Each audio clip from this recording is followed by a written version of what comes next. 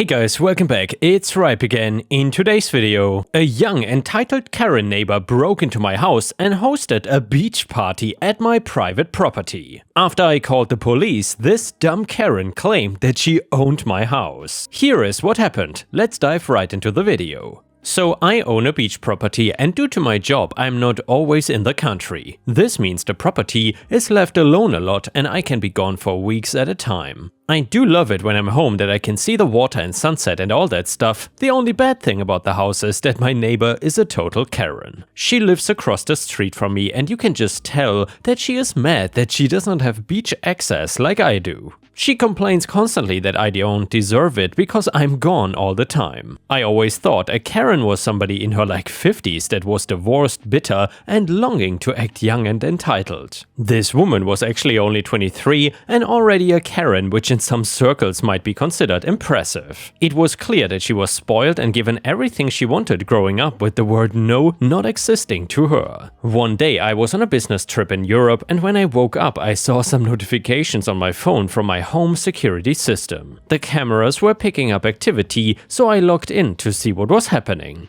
Karen apparently decided that since I was not using my house, she could just break her way in and throw a party on my property. I had indoor and outdoor cameras and could see a whole lot of bad things happening. The notification was from 3 hours before, so it was pretty deep into the party. They were totally trashing the place and acting crazy. The huge amount of alcohol and illegal drugs being passed around like candy were not helping anything either. People in bathing suits coming from the beach and water right into the house. Knocking over things like a bunch of drunken fools. I'd never been in a situation like this before, so my only idea was to just call the cops. I told them that I was on vacation, but I could see from the cameras that there was a party going on in my house. None of those people belonged there and I wanted them removed. Mentioning the drugs as well to them because I wanted to make sure Karen got in as much trouble as possible. My cameras did not have audio, but I could see the police coming into the house in order to break up the party. Also, what looked like an argument going on between them and Karen in my kitchen that I would find more about later. The police on the phone advised me to come home if I could, so I emailed and called my boss to figure things out and get a plane the same day. Long flight plus weird hours meant that I got home exhausted to my totally trashed house. I had to go to the station the next day to find out what happened and more importantly,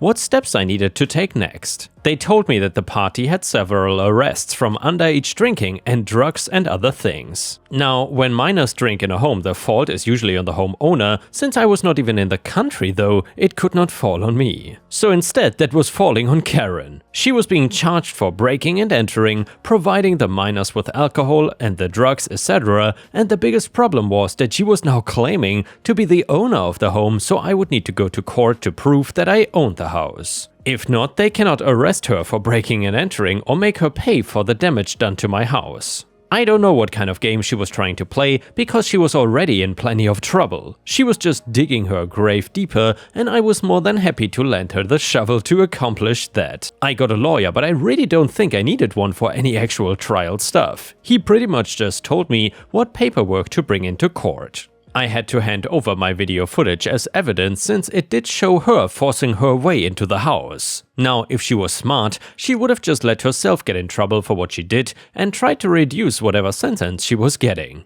Not playing this game with pretending the house was really hers. She did not even come into court with any evidence and her lawyer looked like he got the case from her about 5 minutes ago the way he was looking at the notes. I cannot remember everything that was said, but I do have some good parts of what Karen said and her getting shut down from it. Karen, I did not break in. I just locked myself out of the house in a rush to get ready for my party. Lawyer, even though all the paperwork we received shows that you're not an owner on this house, and instead you own the home across the street. Karen, I mean technically yes, but we share beach access, so the house is also mine. I house sit for him when he goes away on business. Lawyer, and he allowed you to throw the party? Karen, I did not need permission. It's my house because he wasn't there. She was not actually trying to argue that she was the one that owned the home. Instead, Karen was trying to convince the judge that since I was not home, she was just allowed to use my house. Don't you know that if somebody parks their car and walks away, you can just steal it and it makes it yours? Amazing logic by Karen that had even the judge looking confused. She could not keep any of her comments straight and filled it with contradiction.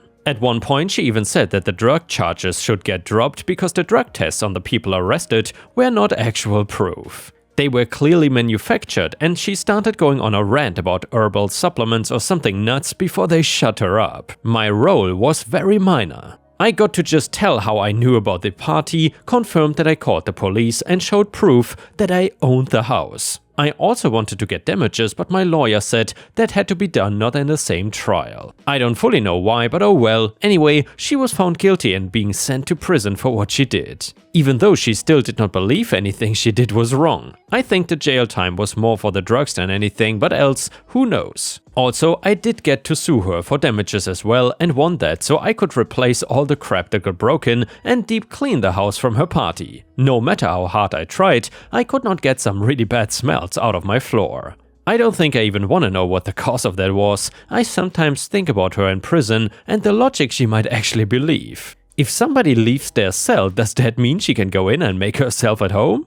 Maybe somebody walked away from their stuff, so it must be up for grabs to her, right? If she survives prison, it will be something of a miracle, I think. And yeah, Ripe Stars, I would be very curious how an entitled Karen like this survives in prison or jail. I'm not sure that entitled attitudes like this fly over there. Either way, the next one is a coworker revenge story. My coworker and I share a space. She has been there 3 years, myself 5 months. She is not my boss, but constantly looks over my shoulder, telling me how to change my work. She is rude to the people we work with overseas online. She does it all on speakerphone and ignores me when I ask her to use a headset while she yells at them. She talks about her stomach problems and her issues pooping. When I ask her not to, she tells me to get over it. If another coworker comes to speak to me, she answers for me and over me. She also swears at her computer, verbally responding to emails she doesn't like, talks over her breath while reading her work constantly. I told her many times to please stop, and she got pissed, saying that she does not jump to my tune and complains of having to walk on eggshells around me, as she is not accustomed to modifying her behavior for anyone. Also, the company is tiny, the owner is insanely pitifully cheap.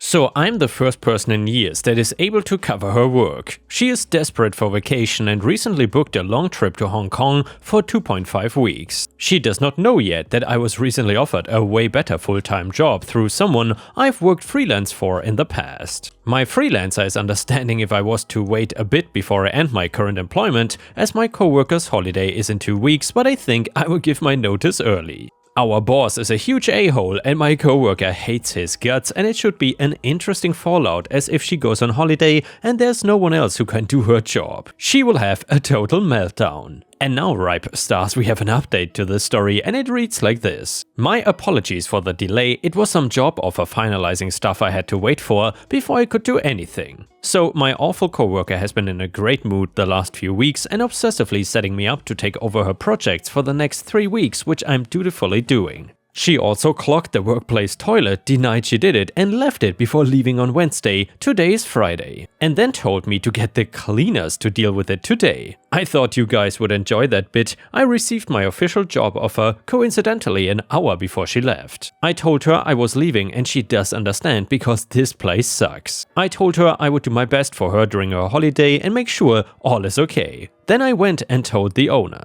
He laughed at me and said he would talk to me the next day, yesterday, so yesterday he goes into this whole thing about how when he hired me, he contacted my references, I didn't give him any, and they all told him to watch out for me and that he was gracious enough to give me a chance because it's very hard out there right now and I should relax and wait a few months so he could give me a raise, just be patient. I realized though that he thought I was bluffing. I said repeatedly that I have a job offer and I was accepting it and I would do my due diligence not to screw over my coworker and VP of sales to cover the project so we don't mess up the multi-million-dollar order. The owner just kind of shrugged because he would happily cut off his nose to spite his face. Today, Friday, I saw him interviewing someone for my job. Yesterday at 4 PM, we had the above convo and at 10 AM today, they were interviewing. I am in a small industry that's going through hard times and I'm going into something tangentially related but not the same. So I guess it doesn't take long to find someone. Either way, he just called me into his office half an hour ago and told me to leave. So I said, okay, and grabbed my stuff. Where I live, he will have to pay me out for an additional week by law for letting me go before I officially leave. I don't care.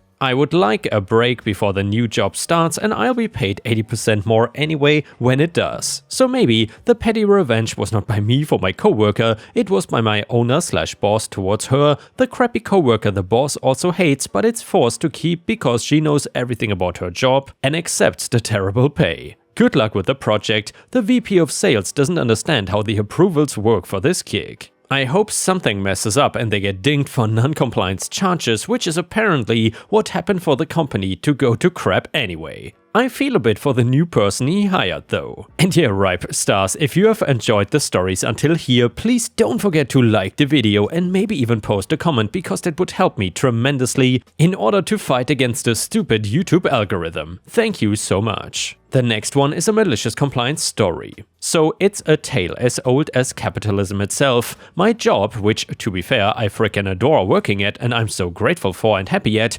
requires a doctor's note because I've been sick and working from home for 2 days now. Now, I haven't just had a minor cold or flu. Several days ago I came down with the worst cold and flu symptoms you can imagine, and then things started going downhill from there. It got to the point where I have now been to the ER 2 days in a row because of tonsillitis and excruciating pain brought on by swallowing tiny sips of water. It's not great. And despite a whole battery of swabs and tests, the doctors don't know what the underlying bacteria or virus causing these symptoms is. Obviously, there's no way in hell I want to infect my coworkers with this plague, so I told HR that I would be working from home until I'm feeling better, since my job can be done 100% remotely. They hit me back with the ever-famous, "If you need to work from home for more than 2 days in a week, you will need a doctor's note since it's against policy." My first instinct was to just go into work looking, sounding and feeling like death warmed up, but A, I don't want to infect my colleagues, and B, I legitimately believe that I would pass out on my walk to work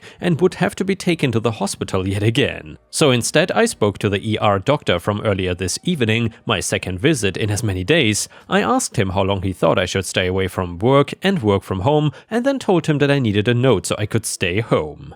He had a brief flash of vaguely furious "what the hell?" cross his face at the idea that my job would force someone as sick as I am to come in and risk the health of those around me, and then assured me he would write the note. I was thinking it would just be a basic, OP should continue to work from home until the end of the week. But nah, the bro came through for me. He wrote a note saying that I should be off of work for at minimum another week, and then added the piece de résistance as his last line. Infectious disease requires more time than 2 days to improve. And yeah, Ripe Stars, I hate these workplaces that force you to come in even when you are super sick. That is just such a dumb concept in my opinion. Anyway, the next one is an I don't work here lady story. So I, 39 and B, do the grocery shopping for my family, parents who I live with, mainly because I have the time but also because I enjoy it. It gets me away from the house and I'm a bit of an organizational nerd. I enjoy playing grocery Tetris in the cart, I like finding deals, I enjoy clipping coupons,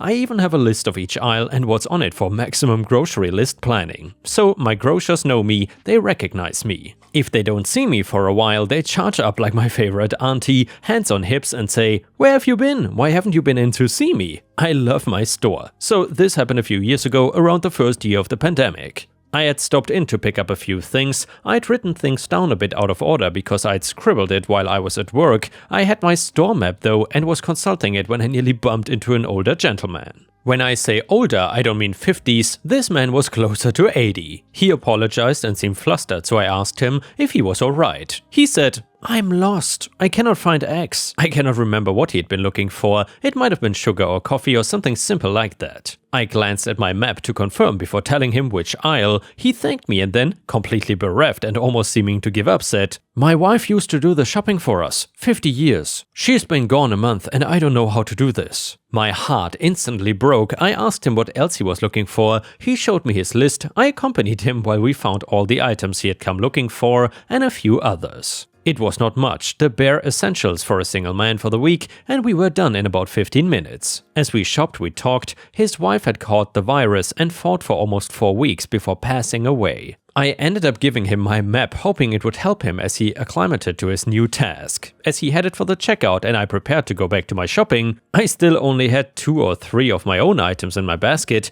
I heard him say to one of the floor managers, "That young lady right there deserves a raise." And the floor manager smiled at me and said, "Oh, I would love to, but she doesn't work here." The old man looked at me, tears in his eyes, and thanked me. I told him I'd been happy to do it. And I still am. It's been 3 years and I still think about him from time to time, wondering and worrying if he is okay. And yeah, Ripe Stars, I appreciate these wholesome I don't work here lady stories because usually they turn out quite differently. The next one is titled Monster Karen at Airport. So I work for an international airport. I won't say which one, but I'll say it's a busy one where I've heard it all.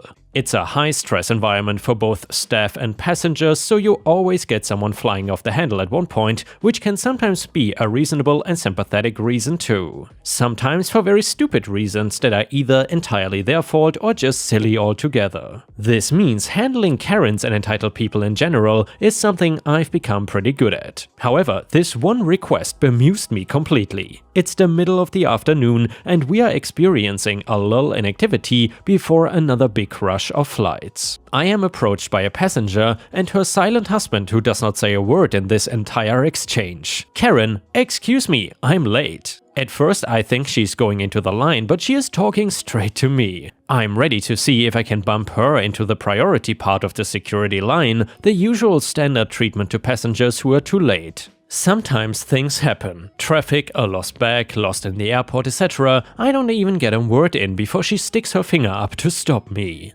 You know that one, where they whip the finger up to hush you and you instantly see red. That one. "Karen, I wanna see if I can change the time." Me, of your flight? Karen, no, a different time. Me, if you wanna go on a later flight, I can... Again. The finger of silence. "Karen, I wanna change the time so I can make it for this flight." This already ranking amongst the most entitled individuals I've ever had the displeasure of talking to, but customer service face on, I got it out. Me, "I'm sorry, the best I can do is check for any delays to see if it gives you extra time to get to the gate, but I cannot change the flight time." "Karen, you're an airport though, you can just change the time." Me, "The flights go at certain times so they can all get off at the runway in a certain order. Any changes could mean delays." I'm not sure if that's even accurate, but a white lie to explain why I cannot change her flight time seemed like a way to get her off my back. But, "Karen, then delay all the others. Change the time." Me, "I don't have any power to control flight times, especially for single passengers." Karen, no, don't delay mine.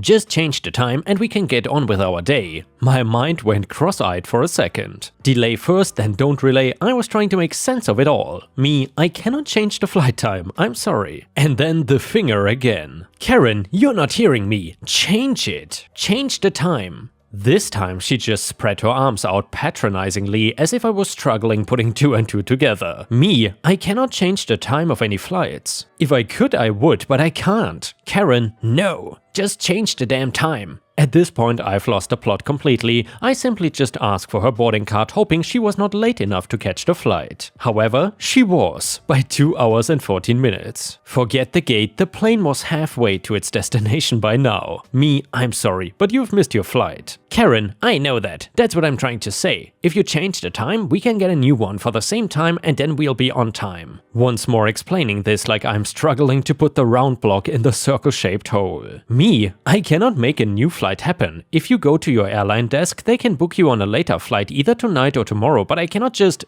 The finger again, this time with venom. Karen, "All we want is for you to change the time. I don't see why you cannot do this. It will mean other people who are late can get on brand new flights too. This should be a good thing for you." I saw the husband here distant himself a few yards away, fiddling with the hand sanitizers as if trying to ignore what was going on. And it was at this point that it clicked in my head. Me, "You want me to change the time? Like, go back an hour?" Karen, "Finally he gets it." She looked to the husband who was not wanting any of this. "Yes, change the time. It should not be hard to do. To that one." She pointed at the destination on the boarding card I was still holding. I could physically feel my brain leave my body in a pink sludge. I had no response for an awkwardly long time. I am Doctor Strange apparently. Me, "I cannot do that. I cannot change the time zones." Karen, "Why not? On the itinerary it shows me the time zone difference, so why not follow it for a change?" You're an international airport. That means you fly everywhere. You cannot just adopt a time zone? What if people have jet lag from other countries? Me, no. All flights go in our time zone. No exceptions. Karen, just turn the clocks back. It's that easy. Look. She then fiddled very awkwardly with her phone for a good half-minute before showing me the time zone of a place she wasn't even going to. See? At this point the husband makes the rescue, coming up to her and gesturing her to go, again without words. She called me effing useless and stormed off, and I stood there as if I had just undergone an out-of-body experience. I was certain there was no language barrier because the passport was given to me with the boarding card in it and we were from the same country. I wanted to say that she was drunk, but she spoke very plainly and without slurring her words. Even right now, I cannot believe it really happened. I've been working here for a decade at least, so this ranks amongst the weirdest I've encountered. A woman who wanted me to literally change time itself so she could make a flight she missed by 2 hours. And yeah, ripe stars, for some customers you literally have to turn back time to satisfy them. Talk about great customer service. Either way, the next one is titled, "My disability must be fake." So my SO was born deaf and had speech therapy growing up. He sometimes talks, but he feels more comfortable just using ASL and reading lips to communicate. He usually only talks when he's around me or his family because he is self-conscious about his talking ability. A few months ago, we were at a local department store looking for Christmas gifts for my sister and his brother. We were in one of the aisles of scented candles, discussing which one my sister would like the best when we were approached by a woman that appeared to be in her late 40s. SO immediately tensed up when she drew near.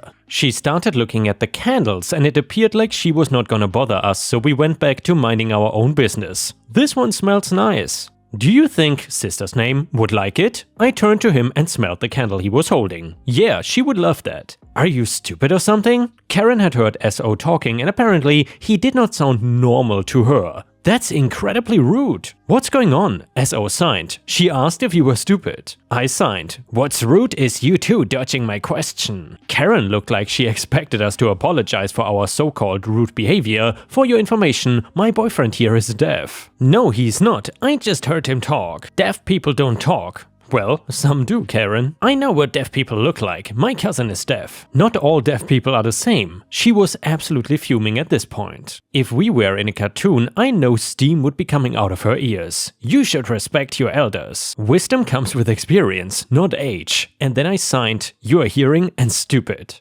Karen started throwing a tantrum in the middle of the store. The commotion got the attention of an employee. I explained to the employee what was going on and the man sighed and said, I don't get paid enough for this crap, under his breath. Ma'am, I'm going to have to ask you to please vacate the premises. Karen went on to verbally abuse the employee and then he left. When he came back, he had his manager in tow. I once again explained the situation and the manager took Karen gently by the arm and escorted her out of the store. She tried to get back in, but the manager blocked her every attempt to enter. The manager assured me that Karen would not be allowed back in. SO and I paid for our items and left out over the different exit. And yeah, ripe stars, sometimes I want to spend a minute in silence at least to thank all of the people that work in customer service or retail or anywhere where they have to deal with entitled Karens and maybe can even teach them a lesson to make the world a better place for all of us. And with this, we have reached the end of the video. However, if you cannot get enough of my content, please check out my endless playlist where you can find thousands of hours of content. In addition, please don't forget to subscribe to my channel to not miss any of my daily uploads. Thank you so much in advance and I hope to see you again tomorrow.